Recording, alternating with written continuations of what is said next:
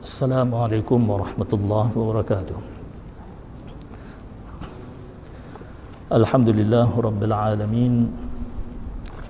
Alhamdulillah nahmaduhu wa nasta'inuhu wa nastaghfiruh. Wa na'udzu billahi min shururi anfusina min sayyiati a'malina. May yahdihillahu fala mudilla lahu wa may yudlil fala hadiya lahu. Wassalatu wassalamu ala Rasulillah. قال رب اشرح لي صدري ويسر لي أمري واحلل عقدة من لساني يفقهوا قولي سبحانك لا علم لنا إلا ما علمتنا إنك أنت العليم الحكيم ولا حول ولا قوة إلا بالله العلي العظيم أما بعد. Tuan-tuan, puan-puan sidang jamaah dikasihi sekalian, alhamdulillah dengan izin Allah Subhanahu wa taala dapat saya hadir ke Masjid Bandaraya ini buat kali pertama, dan insya-Allah taala kuliah ini mudah-mudahan akan dapat berterusan pada minggu-minggu yang berikutnya insya-Allah taala pada setiap hari Isnin malam Selasa. Kitab yang akan kita gunakan sebagai teks bacaan adalah sebuah kitab lama yang telah diterbitkan, kalau tak silap saya pada tahun 60-an lagi, yang berjudul I'tiqad Ahlus Sunnah wal Jamaah, ataupun dengan bahasa yang lebih mudah orang Melayu sebut I'tiqad Ahlus Sunnah wal Jamaah. Di dalam bahasa Arab digunakan qaf i'tiqad. Tapi orang Melayu ni dia jarang menggunakan qaf, tuan-tuan. Jadi orang Melayu banyak menyebutnya dengan i'tiqad. I'tiqad Ahlus Sunnah wal Jamaah bolehlah diartikan dengan lebih mudah, iaitu keyakinan, pegangan Ahlus Sunnah wal Jamaah. I'tiqad Ahlus Sunnah wal Jamaah adalah merupakan i'tiqad yang diambil daripada pegangan Nabi sallallahu alaihi wasallam dan jamaah para sahabat radhiyallahu alaihim ajma'in. Tuan-tuan, puan-puan sidang hadirin hadirat kasih sekalian, kebelakangan ini muncul pelbagai bid'ah sebagaimana yang disebutkan oleh Rasulullah sallallahu alaihi wasallam, wa iyyakum wa muhdatsatul umur wa kullu muhdatsatin bid'ah wa kullu bid'atin dalalah wa kullu dalalatin fin nar. Jaga-jaga, nanti akan datang perkara-perkara yang baharu, dan setiap perkara yang baharu itu adalah perkara yang disebut sebagai bid'ah, dan setiap yang bid'ah itu adalah sesat, dan setiap yang sesat itu adalah di dalam api neraka. Bid'ah yang paling buruk sebagaimana yang disebutkan oleh para ulama, di antaranya seorang tokoh muhaddis daripada Maghribi, Abul Fadl Siddiq Al-Ghumari, di dalam kitabnya nyatakan di antara bid'ah yang sangat buruk adalah bid'ah di dalam akidah. bid'ah dalam akidah boleh membawa kepada seseorang itu menjadi zindiq, dan terkadang boleh jatuh ke dalam kufur wal-iyadzu billah. Adapun bid'ah dalam masalah furu', dalam masalah cabang, perkara-perkara baru yang tidak dilakukan oleh Nabi sallallahu alaihi wasallam dan para sahabat radhiyallahu alaihim ajma'in, yang bersifat furu' ataupun cabang, maka para ulama membahagikan bid'ah itu kepada hasanah dan juga dalalah. Ada bid'ah yang baik dan ada bid'ah yang buruk. Perkara-perkara amalan yang tidak dilakukan oleh Nabi sallallahu alaihi wasallam boleh jadi sekiranya diamalkan, dilakukan, dikategorikan sebagai bid'ah yang baik, dan terkadang menjadi bid'ah yang buruk. Bid'ah yang baik ini sangatlah banyak, seperti membina masjid yang besar-besar seumpama ini. Ini adalah merupakan bid'ah, satu benda yang baharu. Namun para ulama mengkategorikan benda baharu yang seumpama ini adalah tergolong dalam perkara baru yang baik. Juga seperti menyediakan tempat sembahyang dengan dilapik sajadah, kapet dan sebagainya. Ini juga adalah dianggap sebagai bid'ah. Namun para ulama mengatakan ini adalah bid'ah yang hasanah, bid'ah yang baik. Walaupun Nabi tidak melakukan seumpama ini, tapi perkara ini baik dipandang oleh syarak. Ataupun kita melakukan bacaan Yasin pada setiap malam Jumaat secara jamaatan, berkemungkinan Nabi tidak melakukan perkara itu secara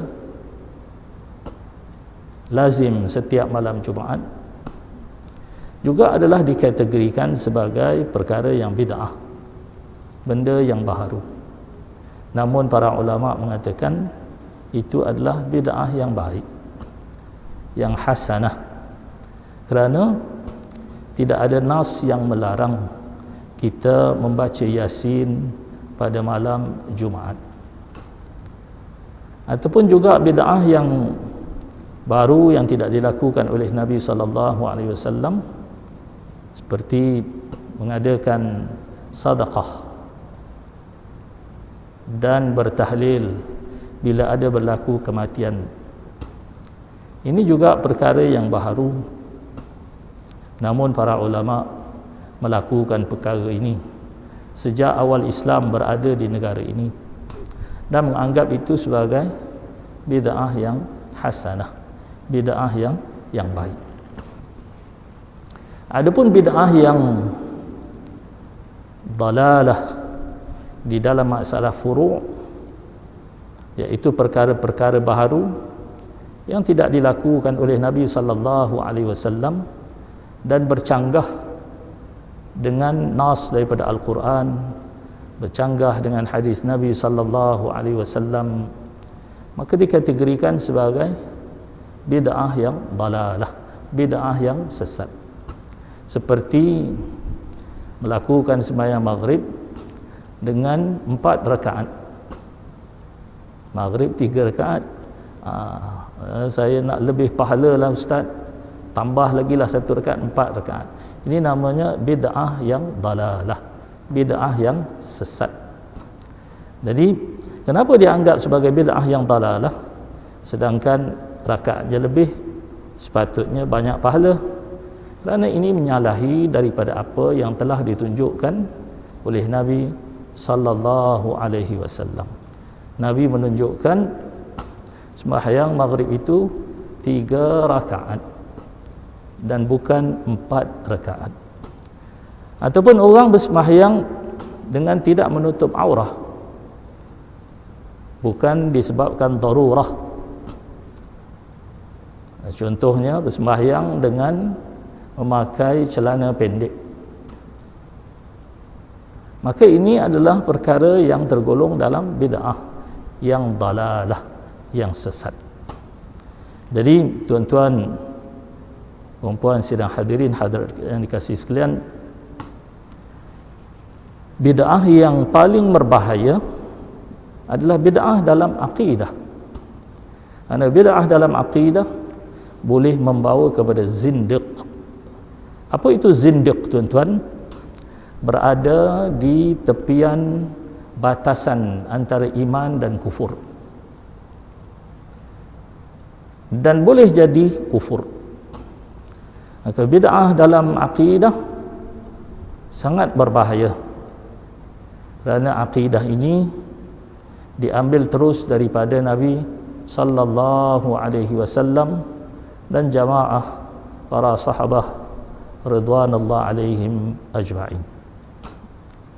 Pada hari ini kita tengok di antara perkara yang menakutkan, terutama kepada generasi muda, iaitu mereka terjerumus di dalam bid'ah akidah. Seperti anak-anak kita yang mula berjinak-jinak dengan fahaman-fahaman yang bertentangan dengan faham Ahlus Sunnah wal Jamaah. Seperti berjinak-jinak dengan faham Syiah, berjinak-jinak dengan faham Syiah dan akhirnya menjadi seorang Syi'i.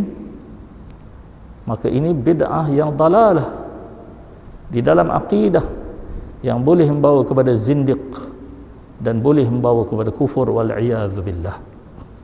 Kerana fahaman Syiah itu sangat-sangat bertentangan dengan akidah Ahlus Sunnah wal Jamaah. Di antaranya mereka mengkafirkan sebahagian besar daripada sahabat-sahabat besar. Hanya beberapa orang sahabat sahaja yang dianggap oleh orang-orang Syiah sebagai seorang mukmin, yang lain dianggap kufur pada sisi mereka. Ini bahaya, tuan-tuan. Mengkufurkan para sahabat sangat berbahaya, tuan-tuan. Mengkafirkan Sayyidina Abu Bakar, mengkafirkan Sayyidina Umar, mengkafirkan Sayyidina Uthman, dan mereka memuja setinggi langit Sayyidina Ali bin Abi Talib. Dan setengah daripada mereka memuja Sayyidina Ali bin Abi Talib sampai ke tahap rububiyah, semacam Tuhan, sampai ke tahap itu. Maka ini adalah bid'ah di dalam akidah. Dan pada hari ini juga muncul golongan-golongan mujassimah, musyabbihah, iaitu golongan-golongan yang menjisimkan zat Allah Subhanahu wa ta'ala, dan golongan yang menyerupakan zat Allah Subhanahu wa ta'ala dengan makhluk. Pada hari ini ramai yang tidak sadar beriktikad dengan i'tiqad mujassimah, musyabbihah, seperti meyakini Allah Subhanahu wa ta'ala itu mempunyai jawarih ataupun jarihah, mempunyai anggota, seperti diiktikadkan bahawa Tuhan itu bermuka, bermata, bertangan, berkaki, terkadang tangannya satu, terkadang tangannya dua, dan terkadang tangannya banyak sekali. Kerana di dalam Al-Quran datang juga kalimah bi aidin. Aidin adalah plural daripada yadun. Yadun, yadani, aidin atau aidun. Jadi mereka beriktikad Tuhan itu banyak tangannya. Ini adalah bid'ah di dalam akidah yang boleh membawa kepada zindiq ataupun boleh membawa kepada kufur wal'iyadzubillah. Dan pada hari ini juga ada golongan yang beriktikad bahawasanya Allah Subhanahu wa taala turun pada setiap malam ke langit dunia. Allah turun daripada atas ke bawah. Ini adalah bid'ah yang sangat buruk di dalam akidah yang boleh membawa kepada kufur, kerana kita telah menyerupakan Allah Subhanahu wa taala dengan makhluk. Perbuatan kufur, perbuatan turun adalah perbuatan yang dijadikan oleh Allah Subhanahu wa taala, sama sekali tidak boleh disifatkan bagi zat Allah Subhanahu wa taala yang qadim lagi azali. Namun pada hari ini ramai orang yang beriktikad ataupun berkeyakinan begitu rupa. Kerana saya melihat banyak iktikad yang seumpama ini disebarkan melalui WhatsApp, melalui Facebook, YouTube. Sangatlah banyak, tuan-tuan. Ini adalah bid'ah yang syani'ah, bid'atun syani'atun, bid'ah yang sangat buruk, tuan-tuan, yang boleh mendatangkan kerosakan di dalam i'tiqad kita. Pada hari ini juga ada orang yang beriktikad Allah Subhanahu wa taala itu bertempat. Ada tempatnya. Bahkan saya menemui satu buku yang disebarkan yang mana menyatakan barang siapa tidak percaya Allah itu bertempat, maka kufurlah dia. Kerana bila seseorang itu beriktikad Tuhan tidak bertempat, maknanya Tuhan tiada, kata mereka. Ini juga adalah termasuk bid'ah yang sangat buruk di dalam akidah ataupun dalam masalah usul, masalah pokok yang boleh membawa kerosakan akidah kita. Jadi tuan-tuan, puan-puan sidang hadirin hadirat kasih sekalian, kitab yang ada bersama kita ini adalah kitab yang khusus membicarakan tentang akidah Al-Firqatun Najiyah, iaitu kelompok yang berjaya di akhirat nanti. Dan juga dibicarakan kelompok-kelompok yang sesat yang tergolong dalam golongan tidak berjaya di akhirat nanti. Ini bertujuan supaya bagi mereka yang membaca buku ini atau belajar buku ini akan dapat keyakinan yang sebenar, keyakinan yang sewajibnya diyakinkan di dalam hati. Dan di samping itu dapat menjaga diri kita daripada terjerumus ke dalam i'tiqad-i'tiqad yang sesat yang pada hari ini telah bertebaran di seluruh dunia. Dan yang lebih parah, dengan munculnya internet, setiap orang boleh mengakses fahaman-fahaman yang sesat ini tanpa sempadan. Ramai orang yang duduk diam main internet, tiba-tiba bertukar pegangannya daripada Ahlus Sunnah wal Jamaah menjadi Syiah. Ada juga yang senantiasa mengunjungi YouTube sehingga tiba-tiba bertukar menjadi aliran yang lain seperti faham Khawarij, faham Qadariyah, faham Jabariyah, faham Qadiyaniyah, faham Syiah, faham Wahhabiyah, dan macam-macam lagi tuan-tuan. Jadi insya-Allah mudah-mudahan buku yang ada di tangan kita ini, sekiranya kita khatam membaca buku ini, saya berkeyakinan insya-Allah taala kita akan memahami apakah itu akidah Ahlus Sunnah wal Jamaah yang bersifat fardu ainin, yaitu fardu ain likulli muslimin wa muslimatin, bagi setiap muslim yang lelaki dan muslimah yang perempuan, mukallafin yang mukallaf. Jadi kalau kita baca buku ini, insya-Allah mudah-mudahan tahulah kita, kenallah kita perkara-perkara yang berkait dengan Allah Subhanahu wa taala, berkait dengan Nabi, berkait dengan perkara-perkara yang ghaibiyat, perkara-perkara yang gaib. Dan seterusnya kita akan diperkenalkan dengan firqah-firqah yang sesat, dibahas dengan panjang lebar dengan didatangkan pelbagai dalil daripada Al-Quran, daripada hadis-hadis Nabi sallallahu alaihi wasallam, daripada ijma' dan juga daripada qiyas. Jadi kitab ini berjudul I'tiqad Ahlus Sunnah wal Jamaah.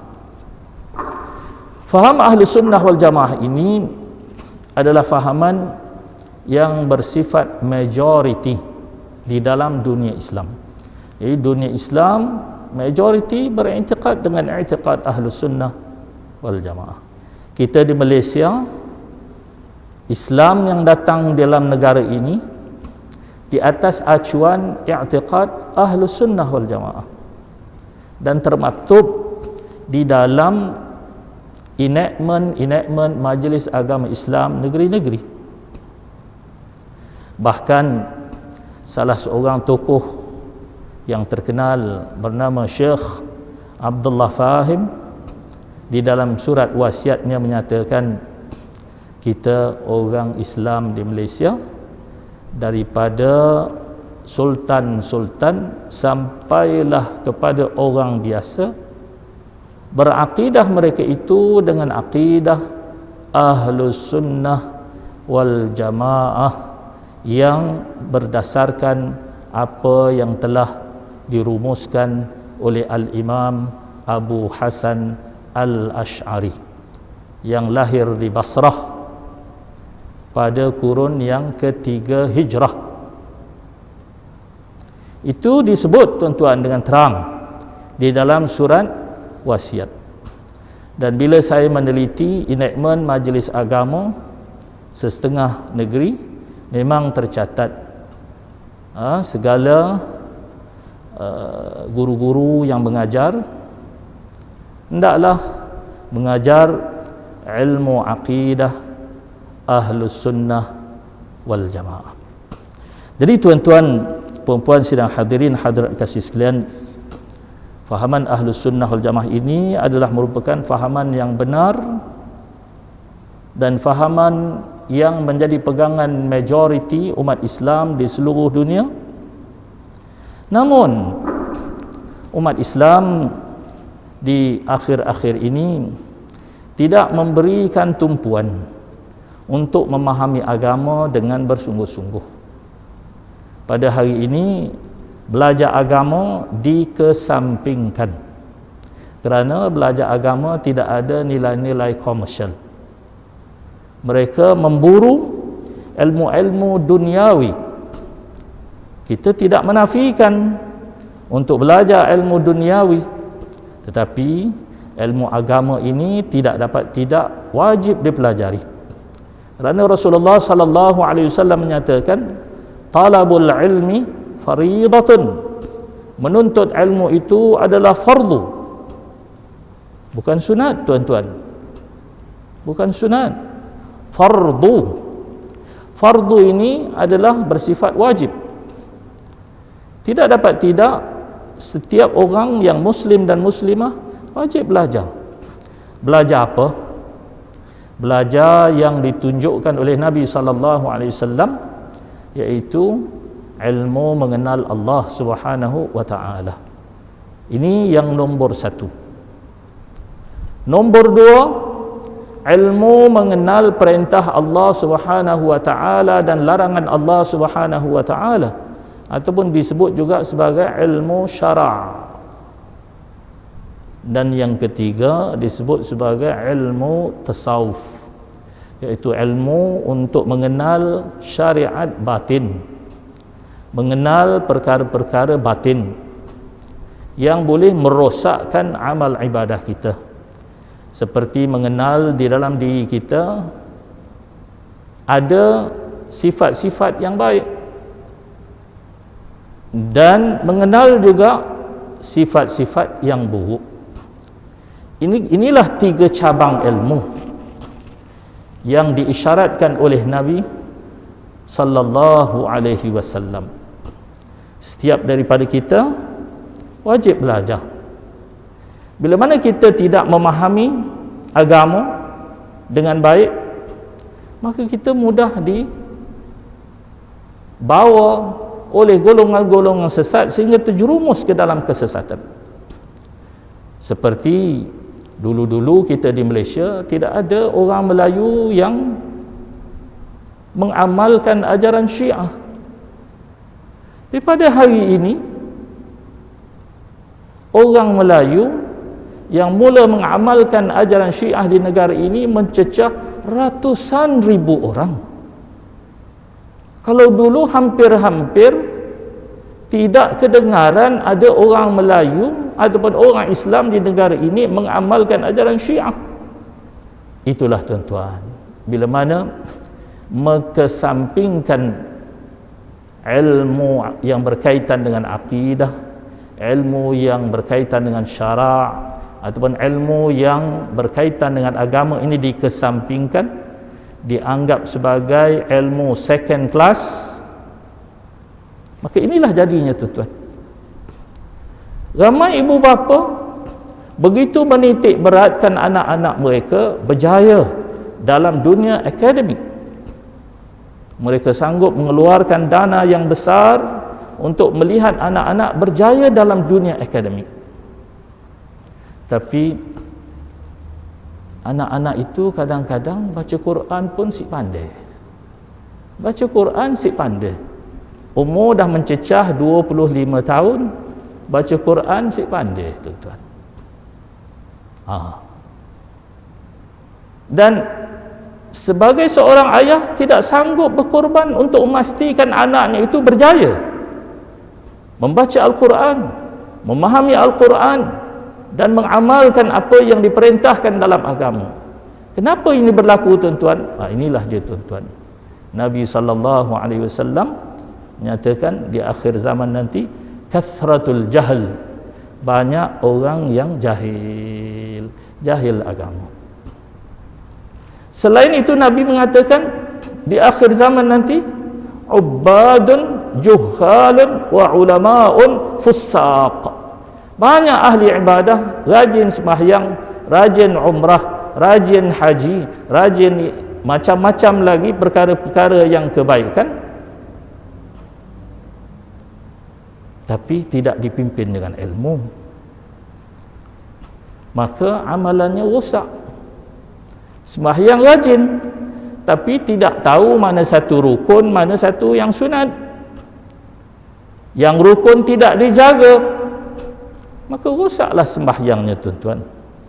Seperti seorang yang tidak menjaga tumakninah dalam i'tidal. Di dalam mazhab Syafi'i wajib tumakninah kerana rukun. Sami'allahu liman hamidah, jangan goyang-goyang tangan. Tapi rata-rata orang yang bermazhab Syafi'i tidak menjaga perkara yang seumpama ini, sehingga merosakkan sembahyangnya. Dan ramai juga di kalangan umat Islam pada hari ini sembahyang tetapi tidak bersungguh-sungguh untuk membetulkan bacaan Fatihah. Sedangkan bacaan Fatihah itu adalah rukun di dalam sembahyang yang mesti dibaca setiap huruf dengan betul, mengikut makhrajnya. Jadi kadang kita tengok sudah berumur tapi bacaan Fatihahnya lintang pukang lagi, tuan-tuan. Lintang pukang. Maka ini merosakkan sembahyang. Kerana di dalam kitab-kitab fiqh dinyatakan sekiranya seseorang itu tersalah menyebut satu huruf di dalam bacaan Fatihah dan berubah maknanya, maka merosakkan seluruh sembahyangnya, tuan-tuan.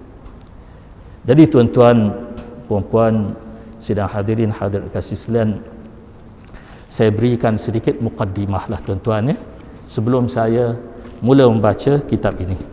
Dan marilah kita sama-sama buka kitab ini pada muka surat 1 lah, tuan-tuan, ya, kita mulakan. Sebelum kita mulakan bacaan kitab ini, marilah kita bersama-sama menghadiahkan suratul Fatihah pada pengarang kitab ini, iaitu Kiai Sirajuddin Abbas. Syai'ulillahi lahul Fatihah. A'udzubillahi minasyaitonir rajim. Bismillahirrahmanirrahim. Alhamdulillahi rabbil alamin. Ar-Rahmanir Rahim. Maliki yaumiddin. Iyyaka na'budu wa iyyaka nasta'in. Ihdinas siratal mustaqim. Siratal ladzina an'amta 'alaihim ghairil maghdubi 'alaihim waladdallin. Pada muka surat 1 ini, tuan-tuan, menerangkan tentang istilah-istilah yang digunakan pakai di dalam pengajian ilmu akidah. Istilah ini adalah bahasa Melayu, tuan-tuan, yang diambil daripada bahasa Arab. Bahasa Arabnya istilah. Istilah. Is dengan sad dan dengan ta, istilah. Tapi orang Melayu dia tak reti nak sebut sad dan juga tak reti nak menyebut huruf ta. Payah. Itu maka jadilah istilah. Asalnya adalah istilah, bahasa Arab, tuan-tuan, ya. Di dalam memahami soal-soal i'tiqad, yakni kepercayaan, dalam Islam lebih baik terlebih dahulu dimaklumi istilah-istilah yang terpakai dalam lingkungan ini. Usuluddin artinya pokok agama. Jadi ilmu akidah ini juga disebut dengan ilmu usuluddin, iaitu dasar-dasar agama ataupun pokok-pokok agama. Adapun belajar ilmu syara' seperti macam mana untuk bertaharah, membasuh, bersuci, berwudu, mandi janabah, bersembahyang, berpuasa, itu dianggap sebagai furu', cabang. Usul yang berkait tentang akidah. Furu', cabang, iaitu yang berkait dengan amal ibadah kita.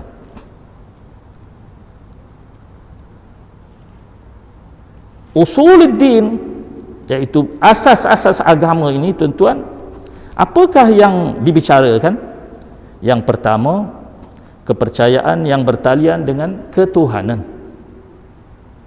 Dibahas tentang sifat-sifat yang wajib bagi Allah Subhanahu wa taala. 20 sifat.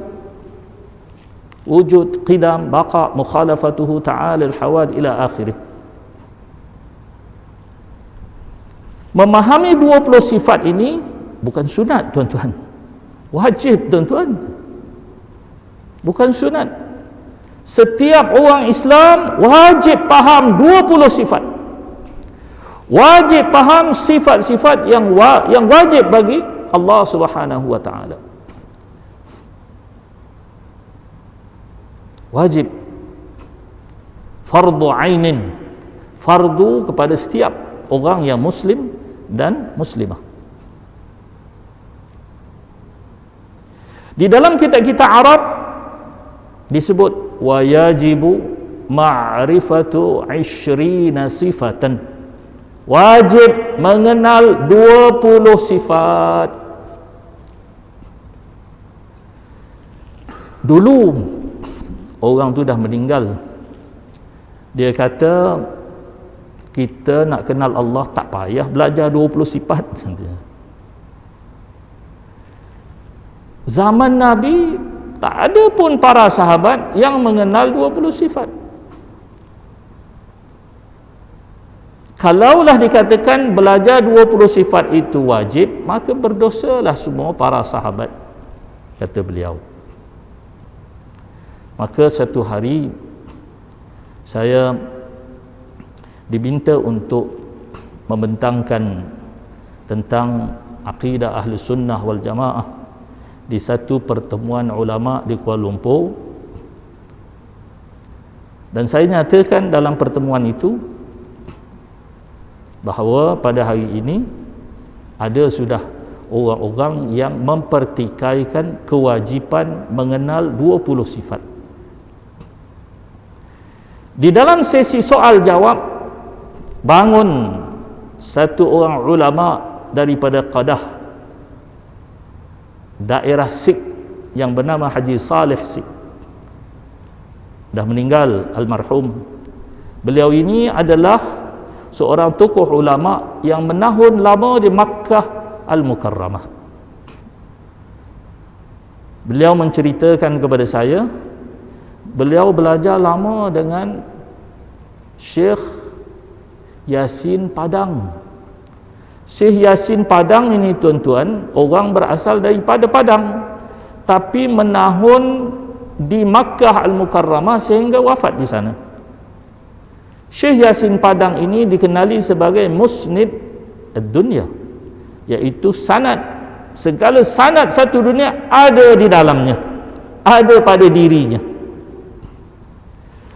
Para ulama daripada timur ke barat pergi ke Mekah mencari Yasin Padang, Syekh Yasin Padang, untuk mengambil sanad, sanad kitab, sanad hadis, macam-macam sanad tuan-tuan. Saya bertanya dengan guru-guru kami di Syam, tuan ada kenal Syekh Yasin Padang di Mekah? Saya kata, oh itu saya tempat saya mengambil sanad, kata beliau. Hatta bekas mufti Mesir Syekh Ali Jum'ah mengambil sanad juga daripada Syekh Yasin Padang. Jadi rupa-rupanya ramai tokoh-tokoh ulama daripada seluruh dunia pergi mencari Syekh Yasin Padang untuk mengambil sanad.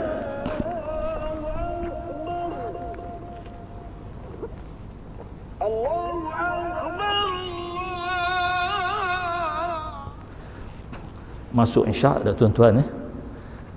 Azan dulu, mungkin selepas azan saya minta 5 minit untuk boleh landing tuan-tuan sebab masih tergantung 5 minit ba'dal azan, dan kita salat insya bersama-sama.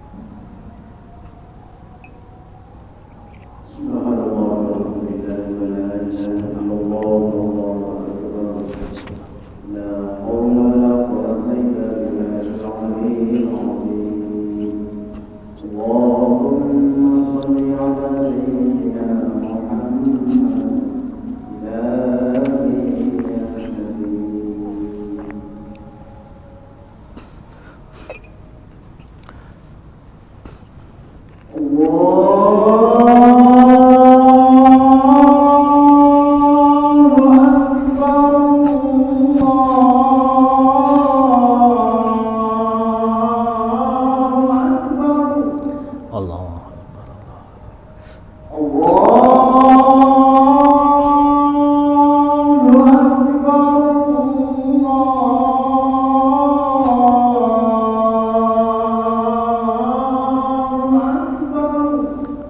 Akbar, Allahu Akbar. Asyhadu an la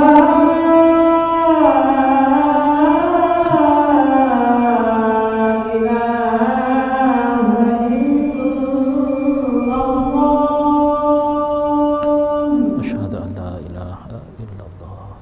Asyhadu an la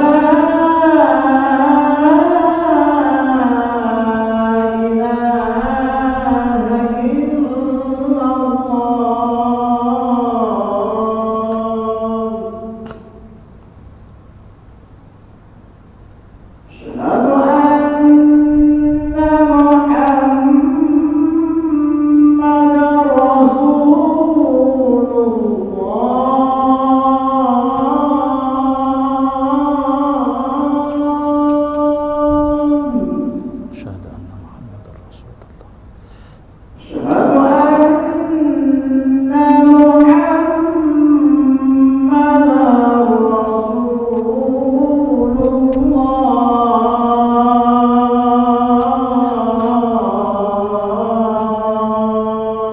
Asyhadu anna Muhammadar Rasulullah. Asyhadu anna Muhammadar Rasulullah. Hayya 'alas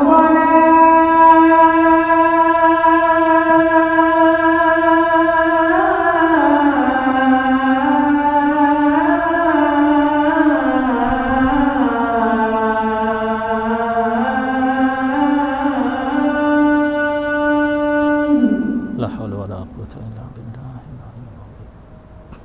Hayya 'alas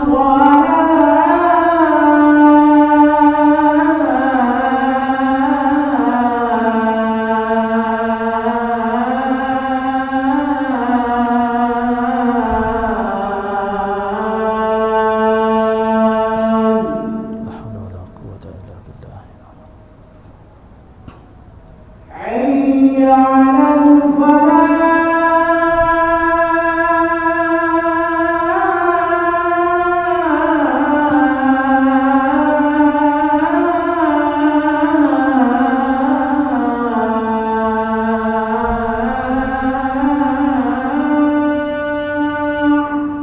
La haula wala quwwata illa billah.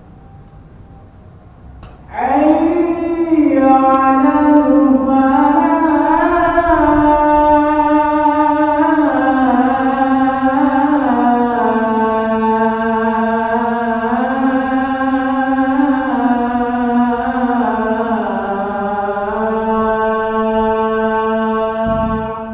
La haula wala quwwata illa billah.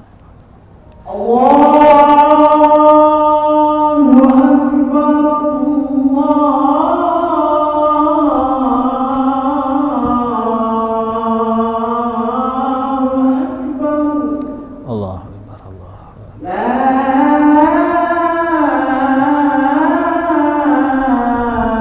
ilaha illallah.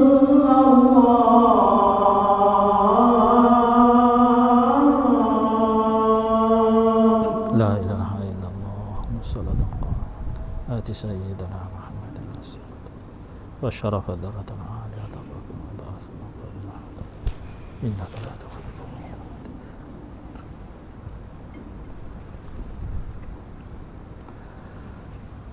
Tuan-tuan, puan-puan, sidang hadirin hadirat kasih sekalian, sikit lagi dalam 2-3 minit lah tuan-tuan ya. SOP must be stopped ni sepatutnya, tapi belum landing lagi tuan-tuan ya.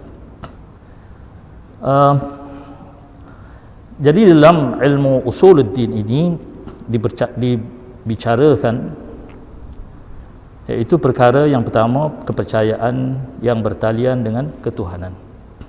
Tak dapat tidak setiap kita kena faham betul-betul mengenal Allah Subhanahu wa taala. Kena kenal betul-betul sifat-sifat yang wajib bagi Allah Subhanahu wa taala. Kerana bila mana kita tergelincir i'tiqad kita tentang ketuhanan, maka tergelincir seluruh amalan kita, tuan-tuan. Seperti pada hari ini ada orang yang beriktikad bahawasanya Tuhan itu besar sekali, sebesar arash katanya, dan duduk bersela di atas arash. Keyakinan yang seumpama ini bagi orang yang mempelajari faham Ahlus Sunnah wal Jamaah dengan mempelajari sifat-sifat ketuhanan, dia pasti akan menolak dan akan mengatakan keyakinan yang seumpama ini adalah keyakinan yang batil, kerana Allah Subhanahu wa taala adalah tidak sama sekali bersifat dengan sifat-sifat yang menyerupai makhluk. Penyerupaan Allah Subhanahu wa taala dengan makhluk membawa kepada tergelincir akidah kita, tuan-tuan. Kerana Allah Subhanahu wa taala dalam Al-Quran menyatakan, laisa kamithlihi syai'. Tuhan itu sama sekali tidak sama dengan segala sesuatu. Syai'un datang dengan kalimah nakirah. Nakirah adalah lawan kalimah ma'rifah. Kalau ma'rifah dianggap sebagai kalimah yang tertentu, adapun kalimah yang nakirah adalah bersifat umum, dengan makna bahawasanya tidak ada sesuatu daripada sebesar-besar sehingga sekecil-kecil yang boleh disamakan dengan zat Allah Subhanahu wa taala. Selain daripada itu, kalau mereka yang mempelajari sifat 20 ini pastinya akan mempelajari salah satu daripada 20 sifat, iaitu mukhalafatuhu ta'ala lil hawadith. Allah itu bersalah-salahan daripada segala yang baharu. I'tiqad yang menganggap bahawasanya Tuhan itu besar, Tuhan itu berada jauh tinggi di atas arash, dan lebih parah lagi, ada orang beriktikad bahawasanya Rasulullah sallallahu alaihi wasallam di Mi'raj naik ke atas, bertemu Tuhan di atas. Maka ini adalah i'tiqad yang boleh merosakkan pegangan Ahlus Sunnah wal Jamaah, yang berkemungkinan boleh tergelincir membawa kepada zindiq ataupun kepada kufur wal-iyadz billah. Sebab itulah Syekh Zainal Abidin Al-Fatani di dalam kitabnya Aqidatun Najin muka surat 12 menyatakan, pada hari ini ada orang-orang yang telah mengertikan ayat-ayat mutasyabihat secara zahir ataupun secara literal. Maka mereka ini adalah sesat dan menyesatkan dan jatuh dalam lautan kufur. Mereka ini adalah seperti Dajjal atau lebih jahat daripada Dajjal. Lebih kurang begitulah matanya, tuan-tuan, ya. Mungkin ada lebih dan ada kurang.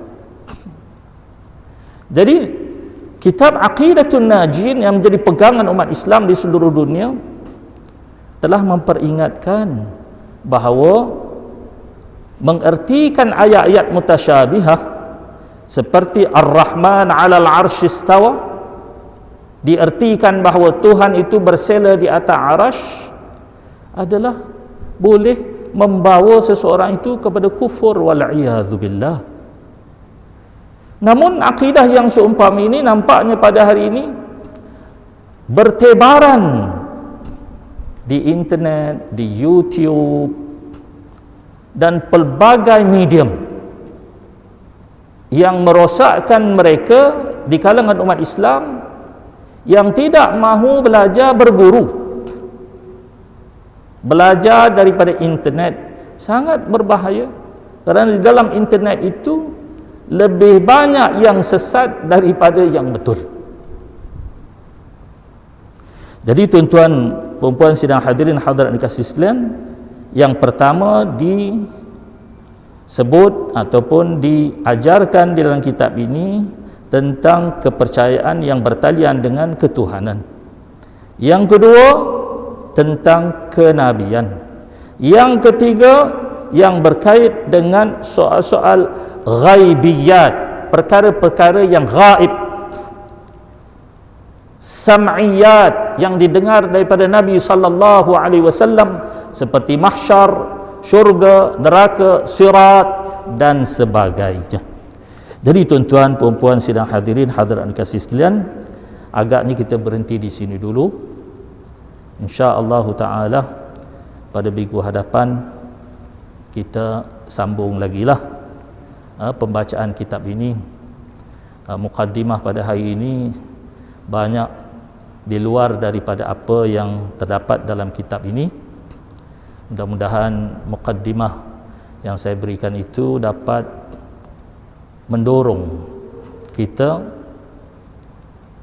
ataupun memotivasikan kita untuk bersungguh-sungguh mendalami dan memahami perkara-perkara yang berkait dengan usul, iaitu dasar-dasar agama yang disebut sebagai ilmu aqidah ataupun ilmu tauhid dan sebagainya. Wallahu ta'ala a'lam. Maafkan saya sekiranya salah dan silap. Yang baik adalah datang daripada Allah Subhanahu wa ta'ala. Yang kurang, yang lemah, yang silap adalah datang daripada kekurangan diri saya sendiri. Wallahu a'lam wa billahi taufiq wal hidayah. Wassalamualaikum warahmatullahi wabarakatuh. Kita akhiri dengan baca surah Wal 'Asri. Bismillahirrahmanirrahim.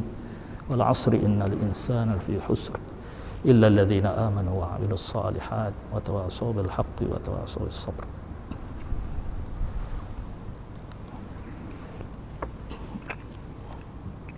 Ya Allah.